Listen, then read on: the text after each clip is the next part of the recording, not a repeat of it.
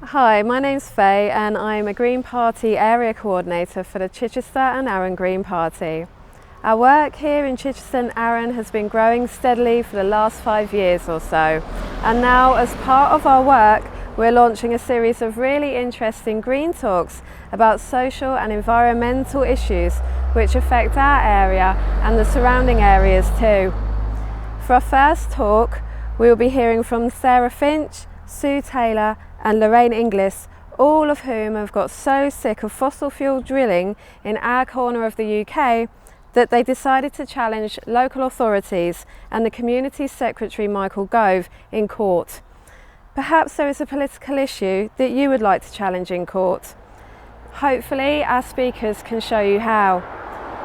Some of you will also be aware of the government's planning inspectorate overturning a decision by the South Downs National Park Planning Authority not to allow drilling on the national park at a site near Winchester. As an added bonus, we have Dr Alex Clayton from Winchester Action on the climate crisis joining us for the talk to update us on opposition to this absurd government decision. So without further ado, thank you for joining us at the Chichester Friends Meeting House for the first Green Talk of the Chichester and Arran Green Party.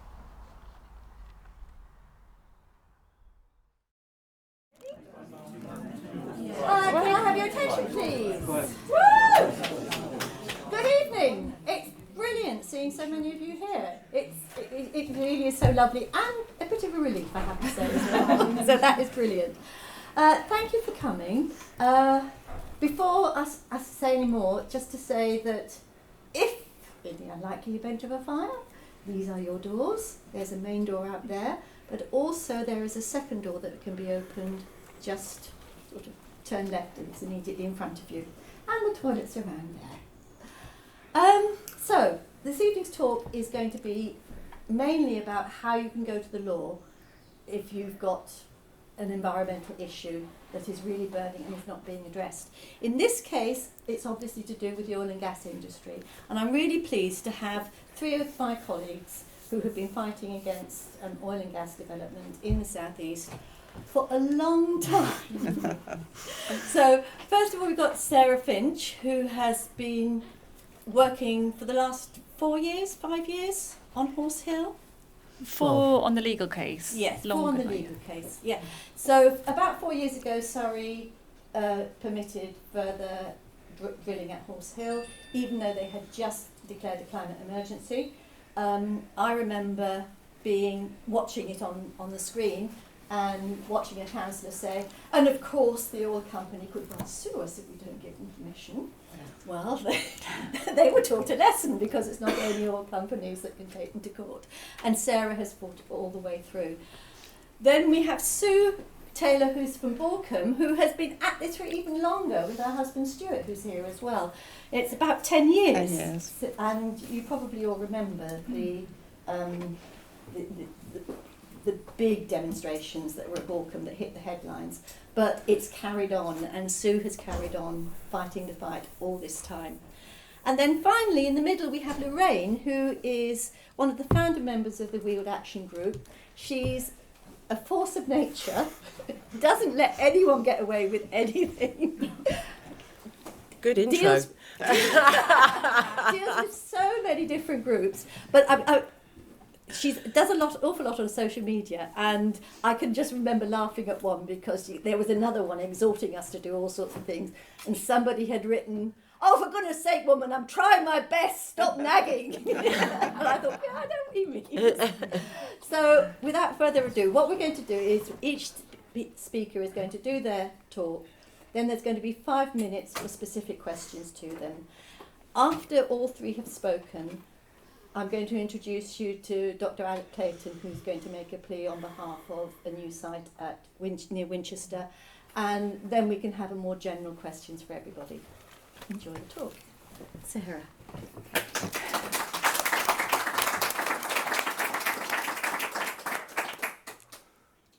Thank Thank you, Anne. Thank you everyone for inviting me to be here.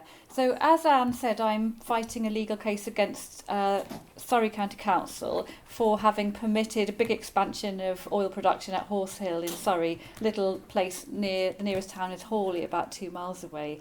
Horse Hill it's producing a small amount of oil already. There are currently two sort of deep oil wells and a horizontal oil well. The first one of those was drilled in 2014, I think. So low-level production is happening under an exploration licence. It's a temporary licence which should only be for a few years, and then they would have to restore the site to farmland as it was before. But in 2018, the company that operates it, UK Oil and Gas Limited, or UCOG, applied for 20 years of production, like 4 more vertical oil wells and water re-injection wells to pump back down the water that comes up with the oil. This is something that's known to cause earthquakes, which has been a problem in that area. But 20 years of oil production in a climate emergency, 20 years will take us right up to the point by which we have to have sort of transitioned away from using oil at all. So I, others in the Weald Action Group, other locals, etc., we've been campaigning against this site for years, but we thought, okay, the policy landscape has changed. By now we've got the Paris Agreement, we've got the UK's net zero target. There's all of these policies which you would think would make it perfectly possible for Surrey County Council to just say no. And we all wrote our very informed objections, sent them in, and waited, hoping that Surrey would do the right thing. But we knew that there was a chance that they wouldn't. So we were looking around, what can they do? How can we stop this going ahead? We can't allow 20 years of oil production on our watch. And quite apart from all the other issues, the local issues are very serious for the local people, and the earthquakes particularly concerning. So we went to see some lawyers just to get some advice and to make sure that we were had made all the correct points. We wrote again after this to Surrey County Council. And so the lawyers advised us, and I'm sure probably a lot of people in this room already know this, but one way you can use the law is the judicial review. So that's a way of questioning if a public body, such as a council, government department, whatever, makes a decision that you think is not lawful, you can apply for something called a judicial review, which means you get a judge to look at it again. Was this decision made, in accordance with the law? And so when Surrey did sadly permit this big development, we thought, right, okay, judicial review time. Of course, it's not an easy decision, and what we had to think about was, could we afford it? The initial sort of estimate we got from the lawyers would be 35 grand to take it to judicial review. That's a lot of money to raise for a totally informal small group of people. We don't have wealthy backers, etc. So we had to think, could we raise this money? And then also, who's going to front it? Because with there's a law called the Aarhus Convention, which is all about making sure that people have recourse to the law on environmental issues, so without threatening huge costs. So if it were a company or an organisation that decided to fight this case and lost, then the Surrey County Council, the oil company, etc., could come for their full costs, which could be tens of thousands. But with the Aarhus Convention, if it's an individual person of modest means, then they can have a cost cap. So we thought, okay, we have to find an individual person who's prepared to put their name to this case. And we looked around, and then by a process of elimination, it turned out that the best person to do that was me. Not really what I'd expected. So then I had to think, well, am I prepared to do this? Am I prepared to be like the face of a campaign, even though it was never just me doing it? It was always the Weald Action Group, fully behind, fully part of it, but it was my name on it. So it's not. You have 6 weeks between a decision being made and applying for a judicial review. So you have to sort of think through all those things in that time. And we decided to go ahead with it, and we did. So just chronologically, I suppose the first thing we had to worry about was the fundraising. How do you make 35 grand? And it turned out it's not hard to raise that money because there's an awful lot of people who supported us. So local people and people further afield, and also organisations like the 2 local parish councils, CPRE, various funders. I'm not going to try and list them because I would forget some, but we raised the money, but it takes a lot of asking. We put up a crowdfunder. You can't just put up a crowdfunder and wait for the money to roll in. We had to chivvy, so we had people that we knew were likely to donate. We rang them up and said, like, please can you donate in the first kind of couple of hours when it's gone live to create some momentum.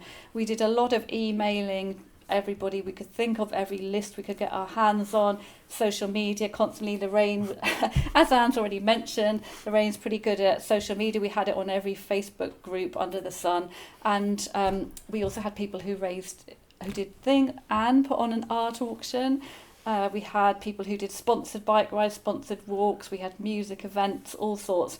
All that money we put into the crowdfunder to keep it constantly rising.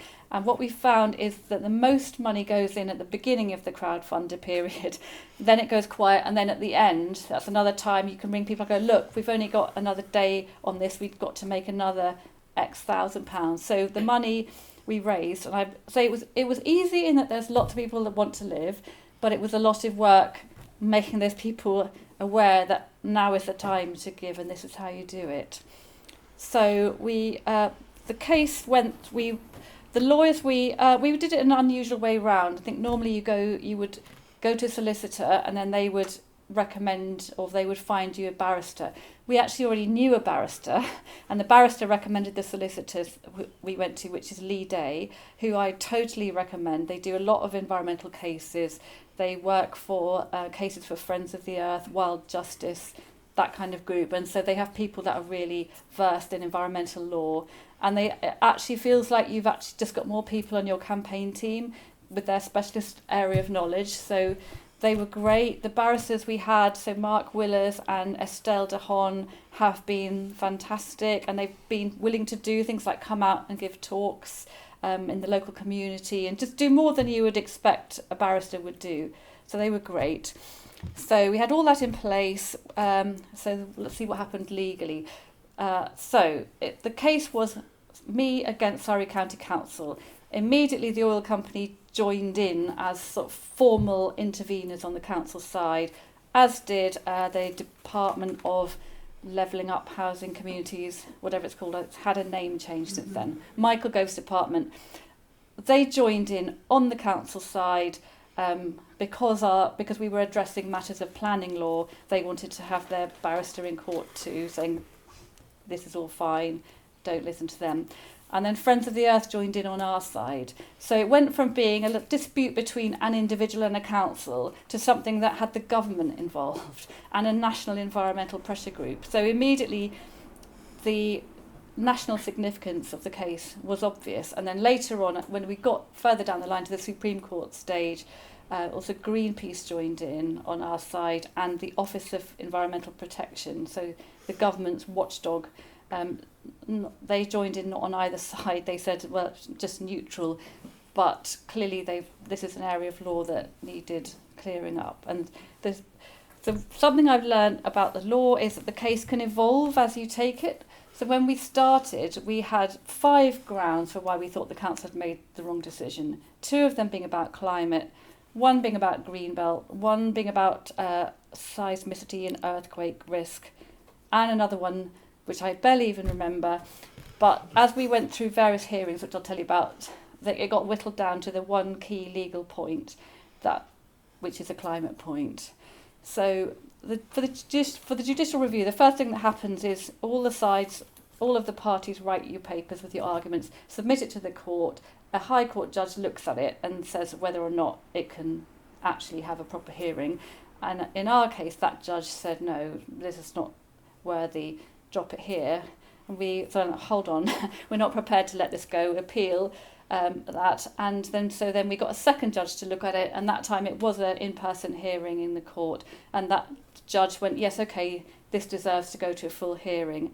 So then we had the full hearing in November 2020. So that was already more than a year after we'd made the initial claim. That's something else I've learned about the law. It's very, very slow, very expensive and very slow. So we had our hearing. It was during the lockdown, so it was a 2-day hearing done on Microsoft Teams, which is a bit weird. You're looking at your computer and the judge is there with his wig on. Very strange. But anyway, so we had a 2-day hearing, and then that High Court judge, Mr. Lord Justice Holgate, dismissed our claim, and he said that the point we were arguing, which is that when looking at a planning application for oil production, the council should have looked at the greenhouse gases that would arise from the use of this oil. The judge went, oh no, this is ridiculous. They shouldn't have to. In fact, it would be impossible for them to do so. It's not reasonable to expect a council to look at the full greenhouse gas implications of extracting oil. So you lose. And we looked at this all like, no, it's perfectly possible. It's basically maths. The applicant had said they're going to be producing 3.3 million tonnes of oil. It's a simple multiple. That's more than 10 million tonnes of greenhouse gases. And in fact, in other regulatory regimes, they have to estimate those emissions. It's simple to do, and they can do it. So we went to the Court of Appeal. So this was now another year later. We had another hearing in the Court of Appeal that was with 3 judges. And they had an interesting discussion, and the upshot was one of the judges agreed with us. 2 of the judges didn't agree with us, but they didn't agree with the first High Court judge either. They said, well, it is perfectly possible and reasonable that the council should have looked at the greenhouse gas emissions, which are of burning the oil, which is after all the only point of getting the oil out of the ground in the first place. Perfectly reasonable to ask them to do it, but it's at the discretion of the council. The council can, when evaluating a project for the production of fossil fuels, it's down to the council to decide whether to look at the greenhouse gas emissions. So we've lost again in the Court of Appeal. At this point we had a really serious discussion, because the next stage, if we wanted to continue, is to go to the Supreme Court. So that's another round of fundraising. And also we thought we stood to possibly make things worse, because the appeal court judgment had actually improved the situation from the High Court judgment.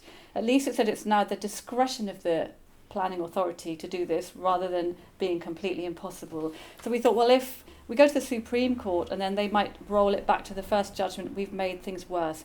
So we had a really long discussion between ourselves and the Weald Action Group with the lawyers, and more or less decided not to go ahead until we heard 2 things. One is that the Office for Environmental Protection wanted us to go to court, and they would intervene if we did, and that the lawyers had found a funder who would cover the costs of that stage, because we'd raised by this point 65,000, so 35,000 for the High Court, another 30,000 for the appeal court stage. We thought we'd absolutely exhausted our donors. We didn't want to keep going back to people if we were flogging a dead horse anyway.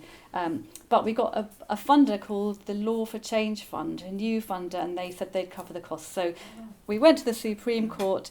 That happened in June. And that's the UK's highest court. What they say basically goes. They're above politics. They override all the other courts. We had a hearing with 5 judges. Escalates every time. And I felt that those judges were really listening to what we are saying. The questions they asked showed that they understood the points we made. There was a good discussion, and we're now waiting for the outcome of that. And so if we win, that's fantastic. We will have established that any fossil fuel production application, they have to consider the climate impacts from burning the fuel they produce, which in the current policy context you think pretty much makes it impossible to approve any new fossil fuels. And so that would apply not just to Horse Hill, Balcombe, etc., but also to the coal mine in Cumbria and the huge oil and gas fields in the North Sea. So fingers crossed we win. We may not win, and we have to think, okay, what do we take from this? And I think what we've done is we've bought time, we've slowed things down. 4 years have passed since that application has passed. We've educated a lot of people. Surrey County Council has not approved anymore. They've refused some oil and gas applications in Surrey. We've educated a lot of judges now. We've had a lot of media coverage. The involvement of the government and the Office of Environmental Protection. Oh, and West Cumbria Mining, I forgot to mention, the company who want to build a coal mine in Cumbria, they intervened in my case, which must show the significance of it. Why else would they care about what happens in Surrey? So I think we've raised the profile of the issue. We've got a lot of people talking in the media, in the courtrooms, etc., about emissions from fossil fuels, and we have to feel good about that. I don't know if we win or lose, but there are a lot of cases going through the courts at the moment. Mine is particularly planning related matter, and I think often the kind of environmental campaigns we're all running, they're likely to be planning related, but there are also climate cases which are being argued on human rights grounds as well, particularly around the world. There's actually dozens of climate cases going through the courts, and sooner or later they are going to start winning, because I do believe that the fossil fuel age really is over. We are fighting. It doesn't feel like it. The government's acting like it's not. You know, the oil and gas companies are producing every last drop they can, but it will end. And so using the law is one way to slow it down, but there are plenty of others. So let's do it. Let's stop them getting another drop out of the earth if we can.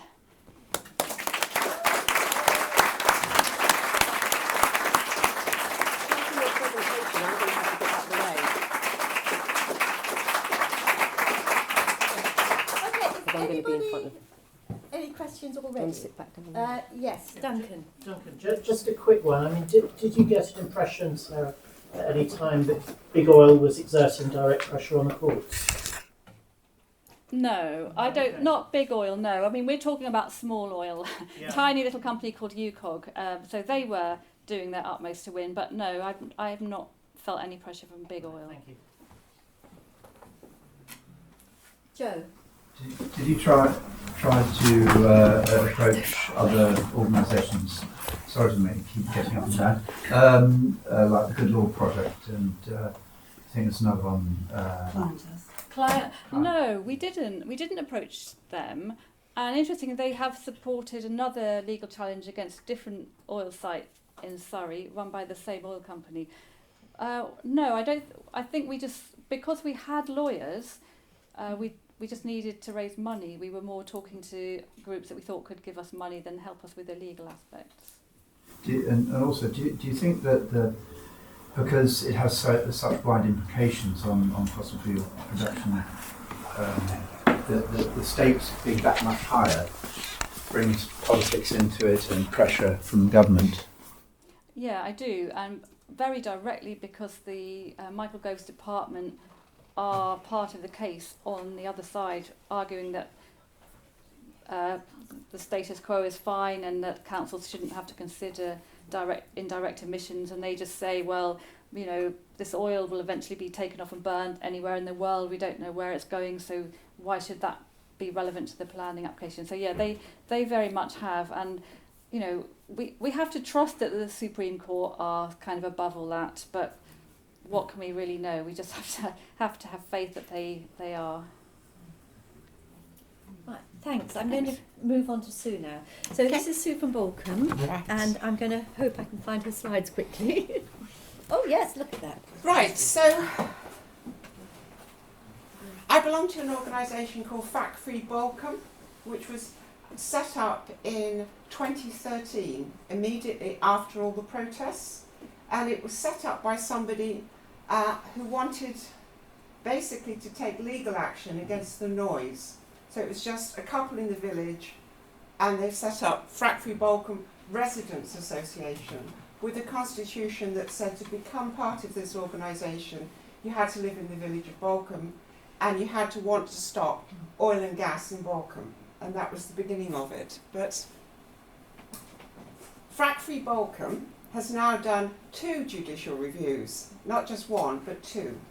So I'll just run through what a judicial review is. I know this is a repeat a little bit of what Sarah was talking about, but it's a court proceeding where the judge examines whether or not what a public body has done, has it been legal or not. And so judicial reviews tend to be against councils, against the government, any public body. So a judicial review wouldn't be against the oil company, right? So that's the first thing to understand. So it's very legal, and it's all about, is this lawful or is this not lawful? So it's not about, is it right or is it wrong? And it's not about many of the things that we care about. So for instance, I'm very bothered about air pollution and the effects of flaring on the village, because we're downwind from the flare. That isn't something that is even part of our judicial review. Our judicial reviews have always hung on, have the planning laws been applied correctly? So it's very restricted. So it's not like an appeal for a planning. If you're denied planning and you say you want to appeal it, and it goes to appeal, they look at your whole case again. With a judicial review, they're looking at the legal points. So, what, did the council act legally in deciding this? That sort of thing. The other thing about a judicial review, which makes it very hard to do, is this: it has to take place within 6 weeks of the decision date that you're challenging, which gives you a very short amount of time to get yourself organised, get your legal case together, and get your funding. You don't have to get all your funding, but you need to at least think you're going to be able to get your funding. And it isn't an automatic right. When you apply for a judicial review, you put in all your arguments, and a judge does a desktop review to say, is this something that can be argued in court or not? So many cases fall just at that hurdle, don't even go further. So now I'm going to take you through the story of our judicial reviews. Now you've sort of seen that bit, but let me go to this. Okay, here we are. Okay, so Balcombe is a small village near Gatwick Airport. And in 1986, and this was a time when Conoco was doing lots of test wells all across Sussex and Surrey to see whether or not it was viable to get oil out of what's basically the Sussex and Surrey Weald. Now, in 86, fracking had not been invented, neither had horizontal drilling. So in the type of oil that we have in Balcombe, and the oil which is across from Kent, right from Kent through to Sussex to Surrey and Hampshire, you've got this layer of oil which is embedded in the rock, and that's what they call shale. So it isn't a big pool of oil like it is down at Poole Harbour, the sandbanks one, where you've got lots of oil in a sort of big vat. This is tiny flecks of oil in the acres and acres and acres, for hundreds of miles either way, a layer of this embedded oil in rock. So in 86, when all they could do was drill down and then put acid down that well, which dissolved just that little small area that the well had got to, it wasn't commercial. But in 2010, when they came back, the invention of horizontal drilling had changed everything, because it meant not just they could just go down, but then they could drill out, going horizontally through this shale bed. And that's what they did. So it makes it become commercial. And then of course you've got fracking, which gives you the ability to put huge pressures down and break the rock up. So it's that combination, horizontal drilling, fracking, has made it commercial to do drilling in the south of England. So, okay. I'll stay here and keep So in 2010, Quadrilla put in an application to reinstate the 86 well. But the 86 well had never gone into production. They'd just taken out a couple of barrels and said this isn't going to be commercial, and stopped. But in 2010, they came back and they said, we want to use the pad, the concrete pad, had never been removed. It had been used for forestry to store logs on. So they said, we want to put another well on that pad. And they got an application in 2010, and it went in front of the parish council, where the oldest standing councillor on the parish council was the landowner. It didn't go on the agenda, it was just discussed as a correspondence point. But from that, the Balcombe Parish Council supported it. So when West Sussex said, what about this oil well? Balcombe Parish Council said, we support this. And so West Sussex County Council didn't even take it to a planning committee. It was just signed off by the planning officer. And that happened in 2010, but the village didn't know about it.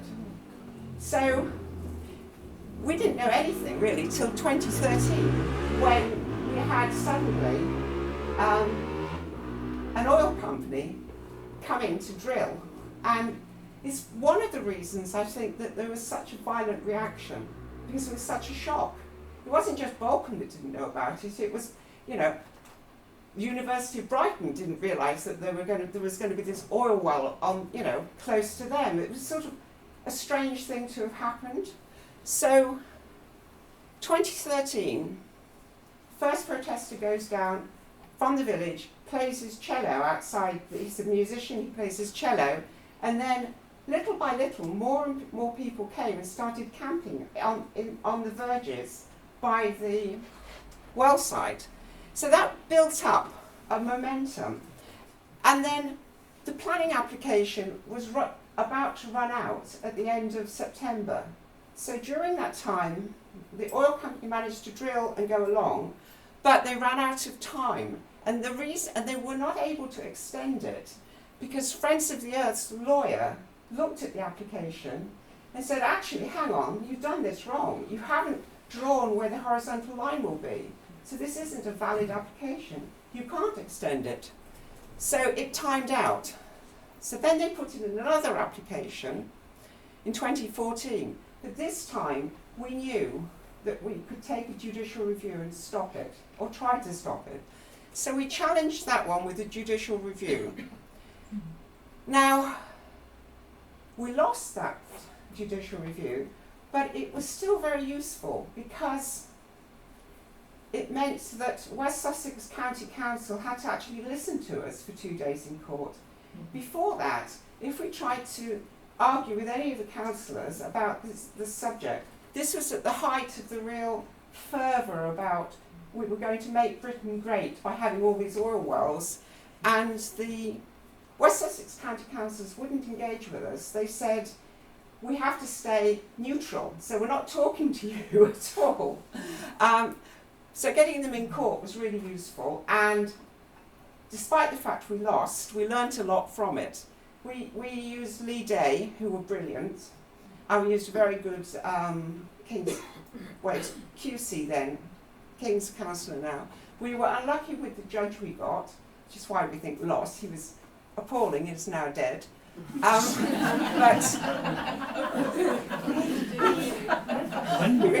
he twisted what we were saying, and it was very difficult. Anyway, so there was a third application that came in. They tested it for 7 days. They put in another application. This time the planning officer said no to it. This is West Sussex County Council's planning officer. So the company withdrew it. They then put in another application, and this time West Sussex County Council unanimously said no. So we thought 2021, it's finished, we've won, unanimously turned down by County Council. What can happen now? Then in 2023, Michael Gove's planning inspector, part of the Secretary of State levelling up and all the other things they're supposed to do, overturned West Sussex County Council's decision. So suddenly on the 13th of February, we found it's all come back again, and we were devastated. So this 6 weeks that you get, not only is it very short, But the first week, we couldn't function because we were shocked, devastated, upset. You can't make rational decisions. So we lost a week then anyway. But fortunately, having done a judicial review before, once we decided we were going to challenge it, we were able to sort of get things in motion, and we got the same barrister and the same legal team together. And so we were in court by July, which is very, very quick, by the way. Normally takes more than a year, but it meant we had a very short time for fundraising. So now I'm just going to tell you a little bit about costs. Next one. Yeah. Okay, so to do a judicial review, you need to budget for your own side's legal costs, the other side's legal costs, and the court fees. Now, your legal costs you can control. So the first one we did, our lawyers and barristers, because at that time it was the beginning of the whole let's stop fracking, they did it on a no-win, no-fee. So we didn't have to raise anything for our side's legal costs. The other side's legal costs were limited by the Aarhus Treaty, which says we don't want big companies to be able to stop people bringing environmental claims because of fears of costs running away. Because you can easily spend 100,000 in a high court, just over a few days. So if you didn't have a limit, you would never be able to bring these cases. So there's a protection of 35,000. So it means that if you lose, you have to find 35,000 for the other side's costs. So, and then there's court fees, which are just about over £1,000. So that was the first one we did.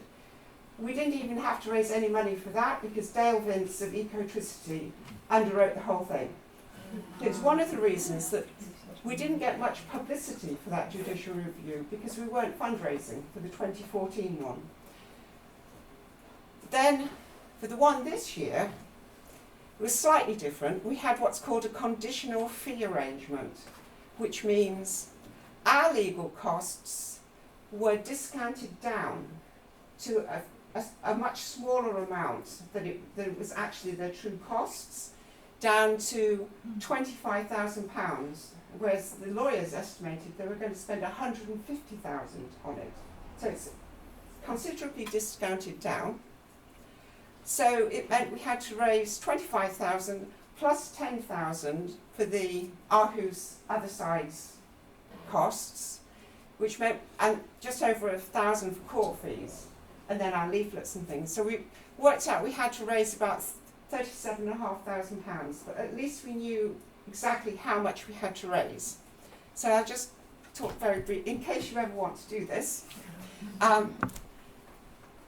There's a site called Crowd Justice, which is a crowdfunding site just for raising funds to pay lawyers. They don't have to be environmental things, it could be human rights, it's all sorts of things as you go on that site. But it's incredibly well organised for leading you through the process of raising money for legal fees. And I thoroughly recommend it. It can only be used to pay a lawyer. So you have to have a lawyer before you can have a Crowd Justice site. And the way it works is you set up your Crowd Justice site and it doesn't, if you like, go live. They don't take any money from any of the donors till you hit £5,000.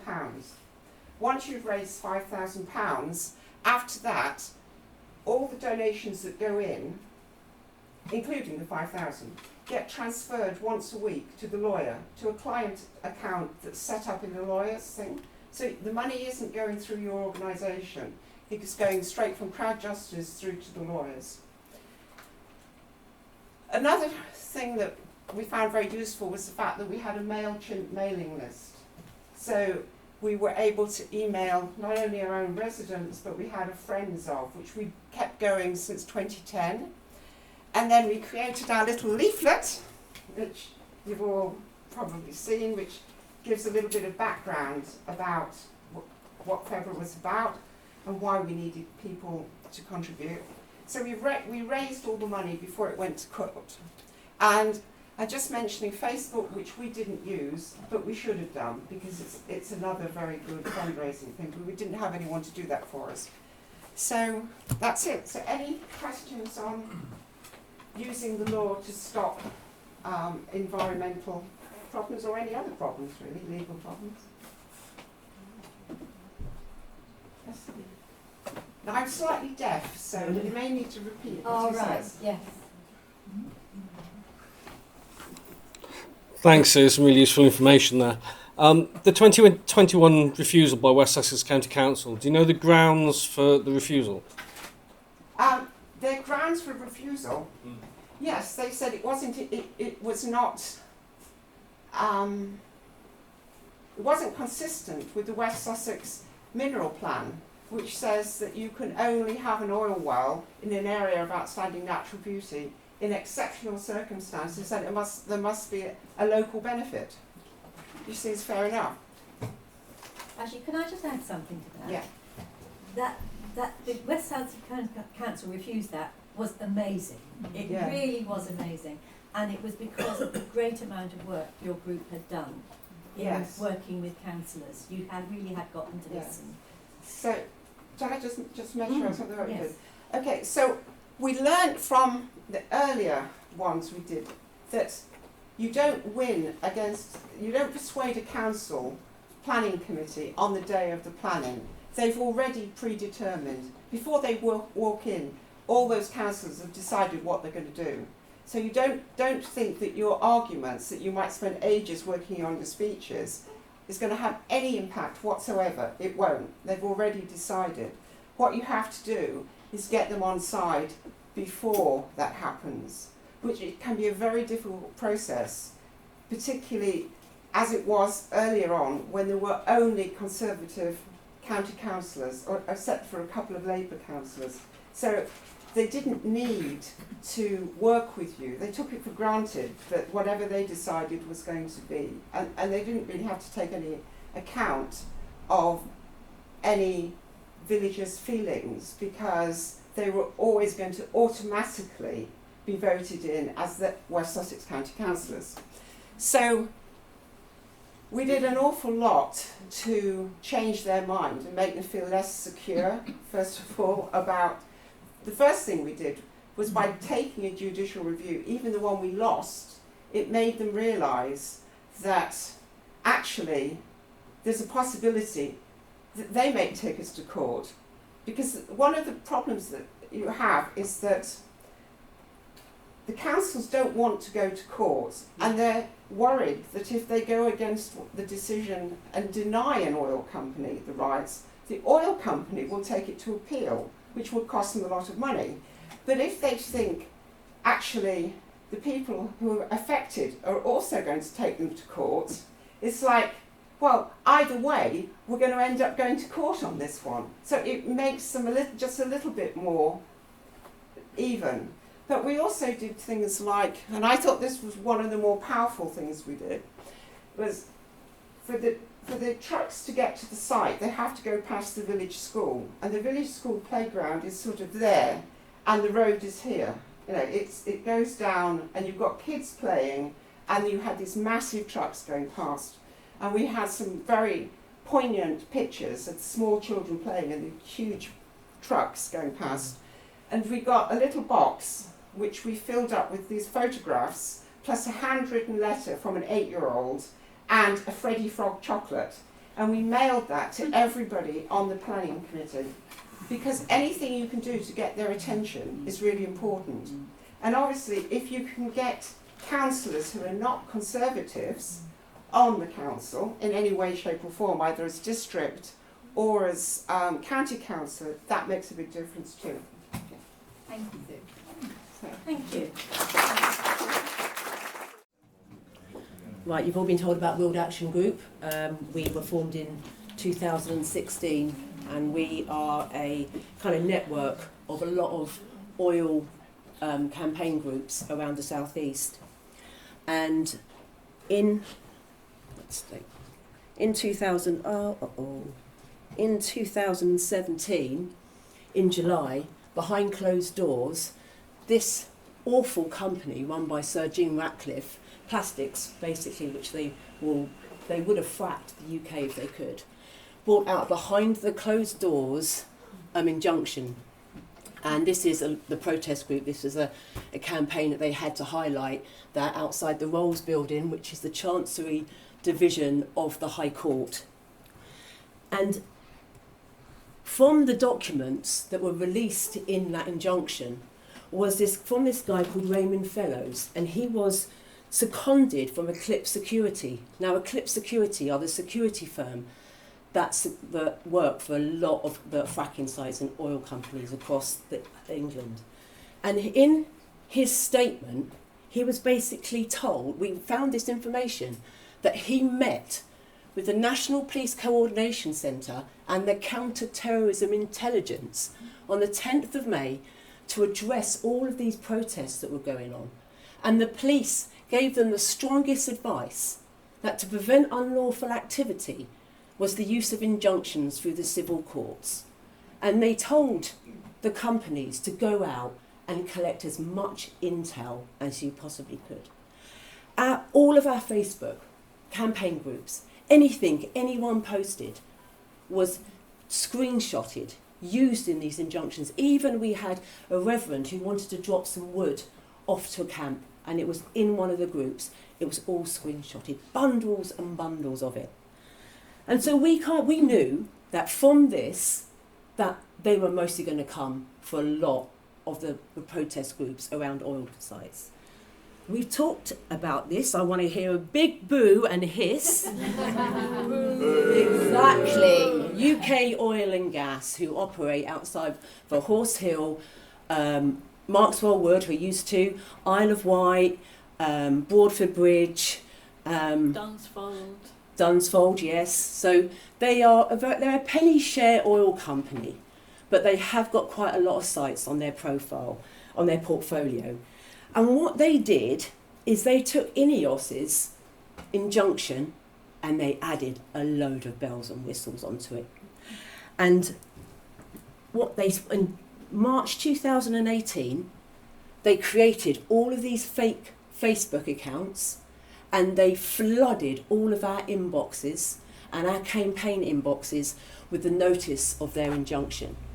We did actually try to fight this way of service because it actually under Facebook protocols, not that we really care about Facebook protocols, but you aren't allowed to create these fake names, and there was loads of them. So they flooded our inboxes, and this, and I know it's quite tight, but this was the first injunction that we were hit with. And the most important part that jumped out to us when we received this was number 5 and number 6. Number 5 was combining together using lawful means where the predominant intention is to injure the claimant's economic interests. What does that mean?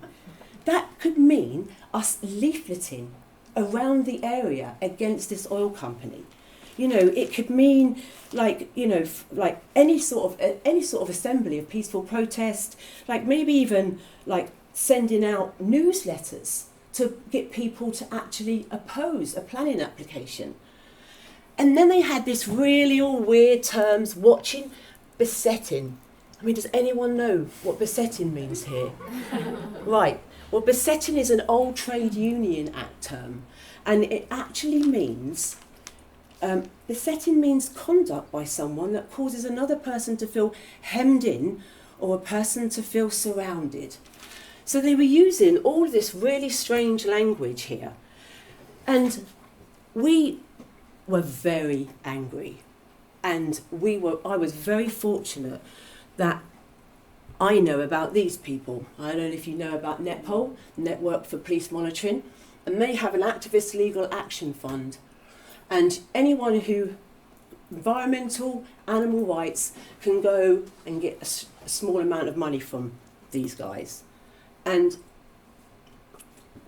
so, as I said, I was in a fortunate position to be able to approach these and get a sum of money, and they sorted out Bat Murphy, who are human rights solicitors, and Stephanie Harrison, who was our KC. And we jumped on it so quickly. It was really speedy. We really shocked them. And we had to put out that bundle. So I want us to go back to the bundle that they gave when I talk about the amount of surveillance they did. The application comprised of 42 documents, more than 50 videos, and 500 exhibits. So they had spent a lot of money on going through all of this.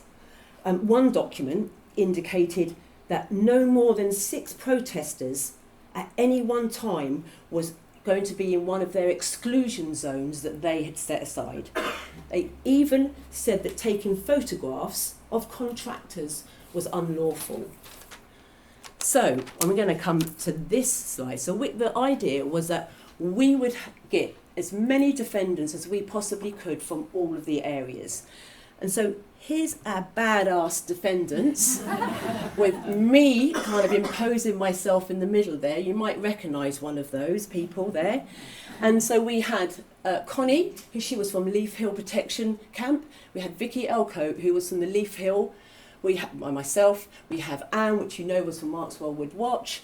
We had Sue Jameson. She's an actress married to James Boland, who were really fortunate to get someone so high profile. She's from Wardford Bridge. We had Jackie Hamlin, who came forward much later, but she was Brockham.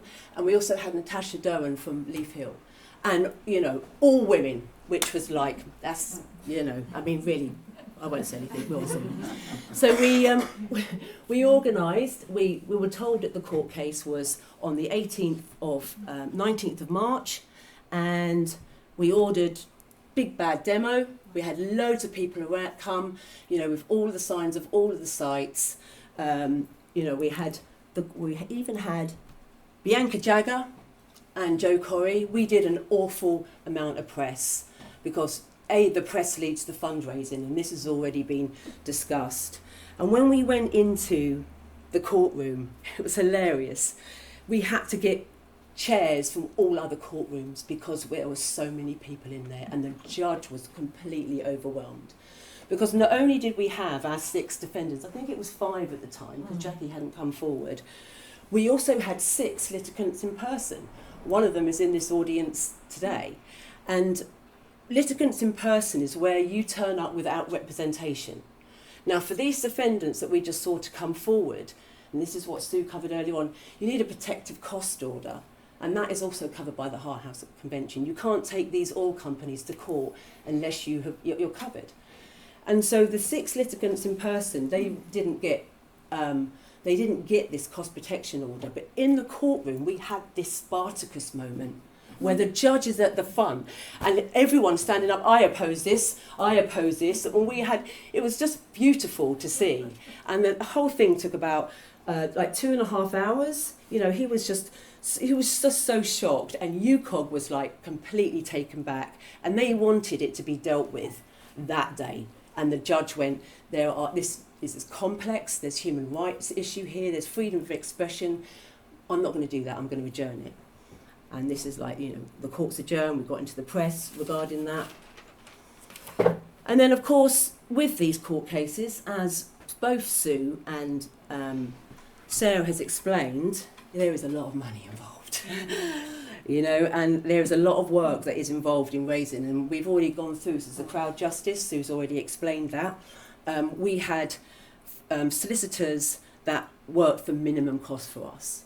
And we had, as KC, Stephanie Harrison, she's actually an ex-protester. You know, these guys were hot. And it dragged. As Sarah said, the law is so slow. And if an oil company wants to drag its feet, it most definitely will. So this slide really is kind of just from almost like me to go through. You know, when they got given the injunction in September 2018, and we decided to appeal. And then we were advised by the judges that we should drop this because it's changed so much that we may be able to go to the High Court, take them to trial, get it amended, dropped. This is all just what they kept doing. Because of the persons unknown aspect, that was also changed within going through the court case.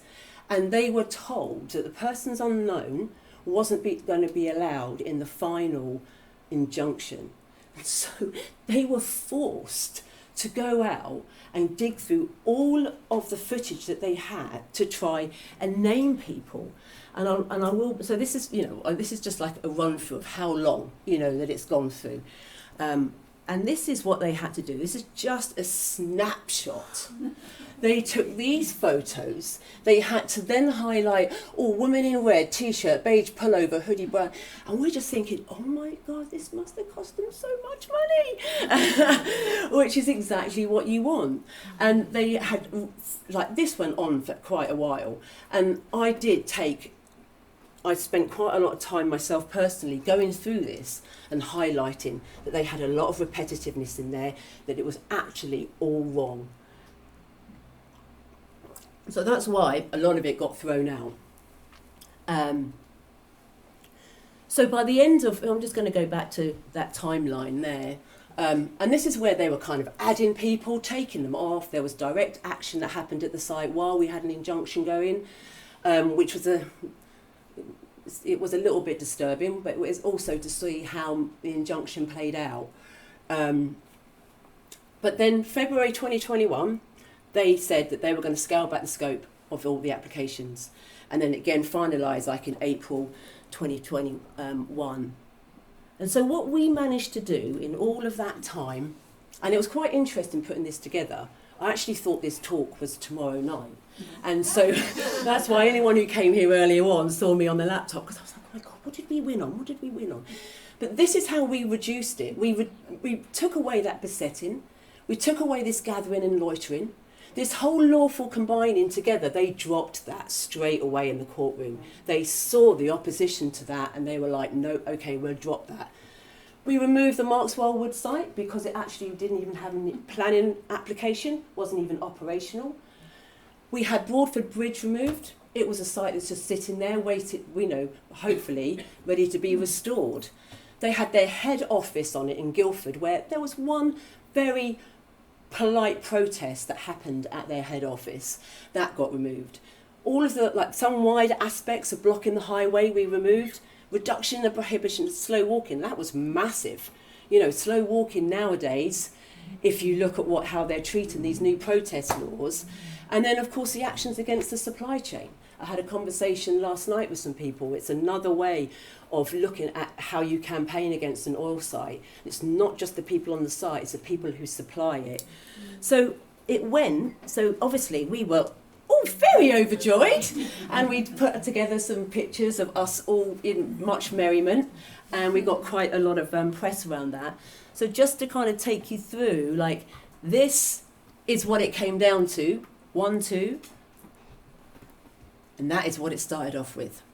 And if we hadn't come out to oppose this and get all these people that bravely came forward, because at the beginning, they frighten you. Any word of injunction, the words of seizing your assets, all of your money going. If you've got savings, you're an older person, you don't know how that's going to pan out. So it was quite a brave thing for people to come forward to do this. But if we hadn't, that would have just gone through, and this injunction would be in place, and hardly anyone would be able to go down there. It's like what they have stuck on the side of their gates is hilarious. And I mentioned this, taking them to court, even though for us it is a costly, long time. We are so opposed to fossil fuels that it does cost them money, and it is a long-term game. Their profit and loss accounts, before this started, they'd spent $272,000 on admin costs. By the time we'd finished for them in 1 year, it was 1.6 million. That's what you do. You bleed them dry. Okay, well, I think that is it. Thank you. Any questions?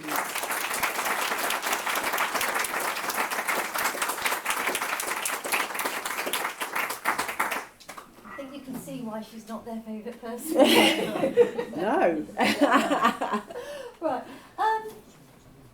Are there any more questions specifically for Lorraine? Mark? Is there an argument when they say that you're damaging them, your intent is to damage them economically, that you could say, well, no, we don't intend to damage you economically, we'd like you to change your business so it doesn't damage the environment? That's quite a different thing. Yeah, you could do that, but I don't think that's really taken in court. I know that at one stage, when we first started this process, like going after for an injunction for a company under an economic tort, judges didn't see that very favourably at all. They didn't like that. They wanted to see aggro, aggressive trespass, all this sort of stuff. For economic tort, you had to really prove that. And it has changed. I've noticed with like some of the Shell persons unknown, there's a lot of economic tort in there now. But, when you go to these business courts, it's not a platform for you to talk about environmentalism. It is a business side of the High Court. It's a completely different story. We had so many witness statements that we pulled together to be able to explain why we were doing it. We spent so long doing it. None of those were heard. All they want to see is the facts. And so it is unfortunate that you can't really bring those aspects into the court, So can I just say that this action was taken in a different court to our planning one. UCOG very carefully took it to the business and property courts because that was sympathetic to businesses, whereas ours went into the administrative division that deals with planning. It's a completely different court system. Any more questions? Yes, on that last slide you showed, on the INEOS slide. Let me go back to that one. And actually this is a question for all of the speakers. How much money is there for the oil companies in fracking or oil drilling in the south of England, in Surrey, Hampshire, Sussex? Because how much? Yeah, not. I don't mean a figure. I suppose I mean comparative, compared to getting oil from Russia or Saudi Arabia or wherever else. It seems to me very difficult to get oil. We're report on that, aren't we, Anne? On indigenous oil oil and gas. Even with the fracking, when they first came out and talked about how much oil and gas reserves there was underneath the ground, I think it was the University of Nottingham in like a few years, then with the BGS, which is the British Geological Survey, did another survey and said that all of that amount was completely out. It was like a fifth of that. And with the oil around the southeast, especially in what Sue was explaining, in the shale, which is like Kimmeridge shale layers, they don't know how much they can get out because it is the level of stimulation that they use in their wells. So we actually kind of have no idea on what figures they are. I mean, we know from Horse Hill, they talk about being called the Gatwick Gusher at the time, but what happened was that they hit a fault because the whole of the Weald is riven with faults. They hit a fault, and that was great for their investment, because the oil shot out. But now they are producing most probably just as much water as they are oil. It is a dead dog, They are constantly trying to instill investor confidence somehow. But they are out in Turkey. We don't know if there's someone propping them up. There's a lot of money, and they do all these death spirals with their finance. I don't really understand the whole share thing, but they have got more shares for their company than people on this planet. It's ridiculous. That's why their share price is like 0.15. So yeah, I don't know the answer to that. I was going to say, it isn't the oil in the ground, it's the hype that they can use for fundraising of their penny shares. Ponzi scheme, basically. So it's a Ponzi scheme, yes. Yeah. So you had somebody who was very famous at doing Ponzi schemes for UCOG, somebody called David Lenigas. Oh, yes. And he would go on all of these investor shares, and they reckon he took out 30 million in just encouraging people to buy, and then the price collapsed. But he took his money out at the top. And UCOG, Angus Energy, Angus Energy, they're tiny companies with very little capitalisation that have been able to raise funds primarily in the retail market, i.e. small people who think they're going to make loads of money because they've been told they're going to hit an oil well. It's nonsense, but it's their way of creating money. So it's not actually the oil well, it's the hype, and that's what's important to them. So, for instance, our case, the Balcombe well have spent £6 million on it. I doubt if they'll get £6 million pounds worth of oil out of it, but it's really important for them to preserve their share price because they want to say that they've got these valuable oil wells that have got intrinsic value. Right. But none of the big companies are involved. So, well, we don't know that. That's the thing. We actually don't know if true. There was talk around the fact that there was like rumour mill of maybe BP being involved, like in Leaf Hill, and like UCOG as being like the prop, because even when fracking started, all of these small companies, what they were going to do is that they only exploratory drill. Once they found the big stuff, they sell to the big boys. And that's the reason why we thought maybe they were being propped up. And we won't really know, until years. I think it's like they have all of their records sealed like for 30 odd years or something, crazy. So we won't find that out, most probably not in my lifetime. But yeah, it would be interesting to know. Any other questions? Alex? I should have asked this before now, but has there been any shareholder action? Shareholder action? Yeah. No, other than the shares, I should have shared a picture actually of even share profits who are a share. It's run by this guy called Tom Winifrith, and he runs about just at the AIM, which is the alternative investment market, and he despises Stephen Sanderson. And he despises UCOG. So even when we had our fundraiser, he called us the Great Unwashed and the Smellies, but he actually promoted our crowdfunder. But goes as far as, and so we actually got money from shareholders who are pro-oil into our fundraiser, which was hilarious, just because they hated UCOG so much. But I've not really seen, if you go onto the forums of the Southeast and London share price, you can see, there is a lot of hate on Stephen Sanderson, but I've never really seen any action that's been taken by them. They've not done anything like what we've done and gone and stood outside the oil site. It's really all been online banter and bitching. Are there any more questions? In that case, I'd like to thank all three speakers very, very much. But we are not finished yet, because we have a visitor from Winchester, Dr Alex Clayton, who wants to tell you about a very current problem. Do you want to stand behind here? Then you might be able to get your... Yeah, sure. Sorry for me ordering people around again. Hi everyone, thanks for having me. I really signed up to meet these people in person, having done lots of Zoom calls and WhatsApp conversations and phone calls, and benefited hugely from the experience of these long-running campaigns.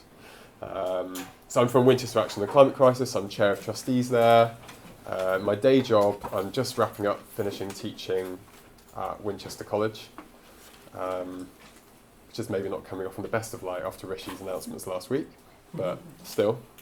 And we found out back in June that Avington, which is an oil field just outside Winchester, had been given permission to reopen, and there were plans to restart production there. That's because Lorraine dropped a message to our Facebook page and said, "Hey, oi, yeah, what are you doing about this?" And I had to say, it's a bit of a blind spot so WinAx existed for just over 10 years. We do a lot of kind of scrutiny of local government. We look for systemic routes to change and climate change. We have kind of action group format. We run projects and things like retrofit. We have a project called We Can, helping parish groups set up their own sustainability groups. 16 parishes that we support that way, so a kind of community enablement approach. But we haven't ever campaigned on oil locally, which is unfortunate. So this is all a bit of a shock, and actually awareness is just really, really low. Awareness of the Avington site in general is low, and it's just 200-300 metres off the South Downs Way. It's about 5 kilometres outside Winchester, right in the South Downs National Park, and yet it's not been something that we've acted on before. The licence, I think, was granted in 2003. They had a functioning oil well from 2009 to 2017, and then they closed it. They were supposed to obviously restore the site, and the Park Authority did approach them with a potential enforcement proceedings because they hadn't done that.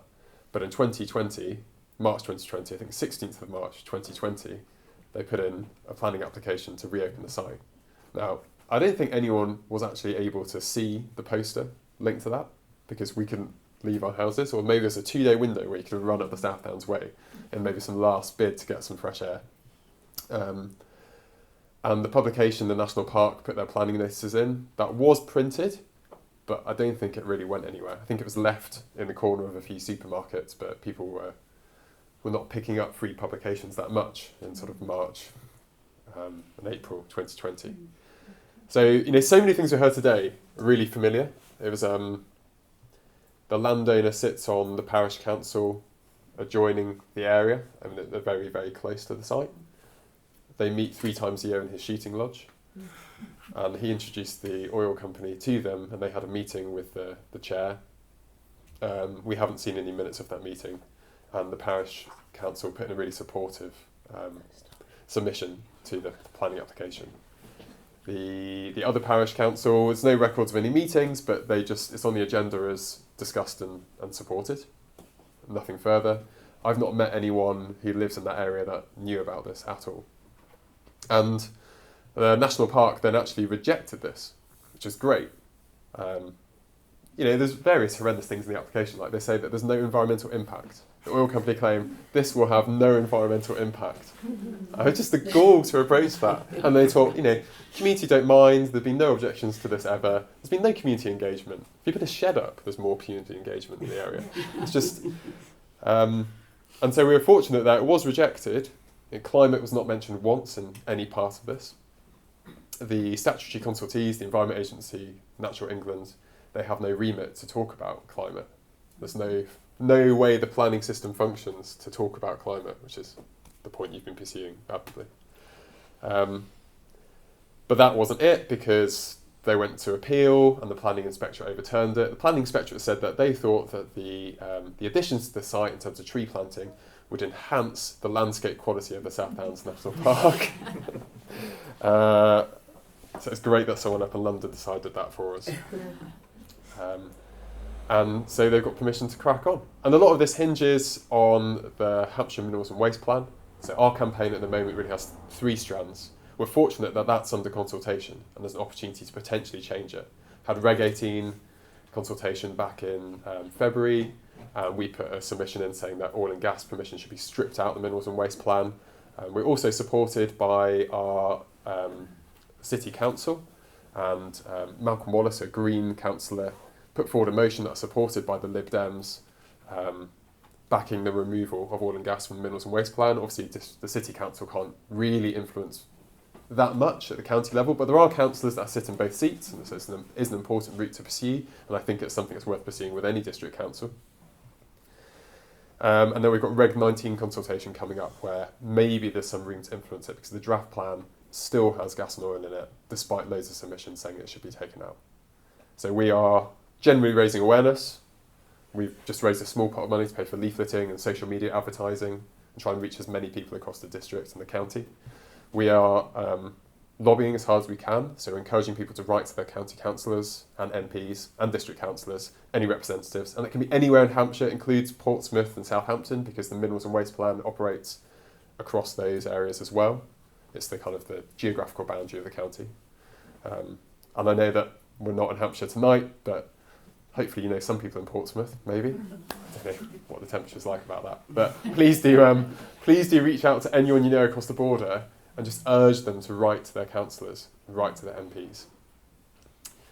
And then finally, we've got a scrutiny group, and we're combing through mostly Emily Mott's many freedom of information requests. Hi, lovely to meet you, Emily. Yeah. Which is a great information. And having those on what do they know, like having it as a public resource which is searchable, that we can just go through those and then spit them out, is immensely helpful. I've never done an FOI before the start of this summer, and I kind of fluffed the first one I submitted as well, so that wasn't great. But we've got more people involved in the group now, and we're chasing down Hampshire County Council for any communications, any site visits, the National Park Authority for any site visits, trying to see what the Environment Agency are doing. Are they actually monitoring this? The evidence tends to be that the Environment Agency have been so defunded they're not able to do so. And if you can't enforce sewage and water, the chance of you enforcing gas leakages seems highly unlikely. We've done stuff to the North Sea Transition Authority to get the details of the licence. We're just trying to chase down every single avenue. And we're also trying to branch out to cover all 5 oil sites in Hampshire. Seems to be a county of relatively little action compared to our neighbours. I'm not quite sure why that's the case. Okay. I think they belong in existing oil sites, and they've always been considered conventional. So there hasn't been that initial fight for us with Horse Hill and Bourford Bridge. Before the Infrastructure Act came along, they were technically fracking sites. So it got a whole lot of more attention. So yeah, it's unfortunate. But it's unfortunate, yeah. So, if you know people who live near the Horndean site, maybe in a Friends of the Earth group or something like that, we'd welcome other people kind of taking it up as local issues. Because we know that the more local the issue is, the more traction you get with people. As we go out to kind of wider Hampshire entity, we're not going to get the same level of traction. Met with MPs. It's been very difficult to get them to, Tory MPs to go out and do things like support Amendment 12 in the Energy Bill, which talks about venting.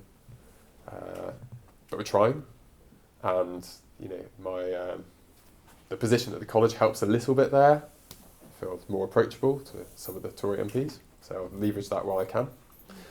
And we're just going to keep chipping away. So tonight, if you're able to just tell anyone in Hampshire about it, if you just go to the WinAC website with a double C, or search South Downs for Oil, you'll probably find our campaign page about it. At the moment, we're a group of about 6 people doing the scrutiny work. Had an intern working on it this summer along with me, and our comms officer has been really helpful as well. So we've had front page in the Hampshire Chronicle, major achievement. And we've had people have been writing letters in support and keeping the issue live. Our local Lib Dem candidate has been very supportive, sees it, I guess, as a wedge issue, and he managed to get it into The Guardian, which was great. And in doing so, flushed out the incumbent MP, who's actually standing down, to say that he thought it was a bad idea as well. So that's really useful. And we're just going to keep pursuing that. But any support, massively welcome. So thank you for letting me come tonight.